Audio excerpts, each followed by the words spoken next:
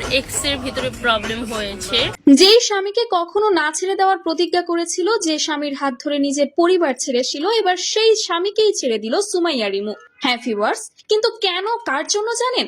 শুধু তাই নয়, তার একমাত্র ছেলে কার কাছে রয়েছে এবং কি কারণে সুমাইয়া রিমুর সাথে তার হাজবেন্ডের ডিভোর্স হয়েছে, কার কারণে হয়েছে, সেই সমস্ত কিছু আজকের ভিডিওতে খোলাসা করব। তো চলুন ঘটনার বিস্তারিত জেনে নেওয়া যাক।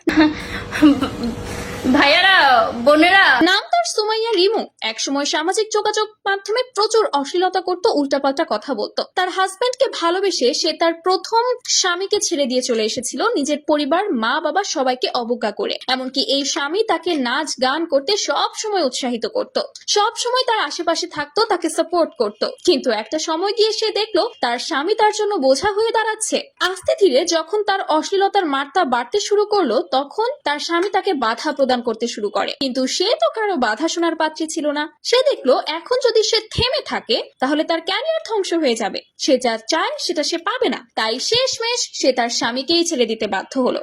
শুধু তাই নয়, সম্প্রতি অনেকেই প্রশ্ন তুলেছে তার সন্তান কার কাছে রয়েছে। আর সে রুবায়েত ফাতেমা তন্নির মতো স্পষ্টভাবে জানান দিয়েছে, আমার সন্তান আমার কাছেই রয়েছে। বাচ্চাটার জন্য আপনাদের খারাপ লাগার কিছু হয়নি, বিকজ তার মা এখনো মরে যায়নি এবং আমার কাছেই থাকবে। কিন্তু তার বাবা অর্থাৎ আমার এক্স যদি তাকে দেখতে চায় সে দেখতে পারবে, কারণ এতে তারও অধিকার রয়েছে। অথচ এই সুমাইয়া রিমু এখন তার হাজবেন্ডকে এক্স এক্স করলেও একটা সময় সে ইন্টারভিউতে গলা চওড়া করে বলেছিল সে তার স্বামীকে জীবনেও ছাড়বে না। সবচেয়ে বড় কথা হলো, তার স্বামীকে ছেড়ে দেওয়ার পর তার অশ্লীলতার মাত্রা এতটাই বেড়ে গিয়েছে যে সে আজকাল প্রযোজকদের সঙ্গেও বেডরুমের ভিডিও শেয়ার করছে। তো আশা করি কেন তার সাথে তার স্বামীর ডিভোর্স হয়েছে বিষয়টা আপনারা এখন ক্লিয়ার। তো এই বিষয়গুলো নিয়ে আপনাদের মন্তব্য জানাতে ভুলবেন না। এখানে আসলে কার দোষটা বেশি? তার স্বামী তাকে একসময় এই পথে নিয়ে গিয়েছিল। তো ভিউয়ার্স, কমেন্টে জানাতে ভুলবেন না আপনার মূল্যবান মতামত।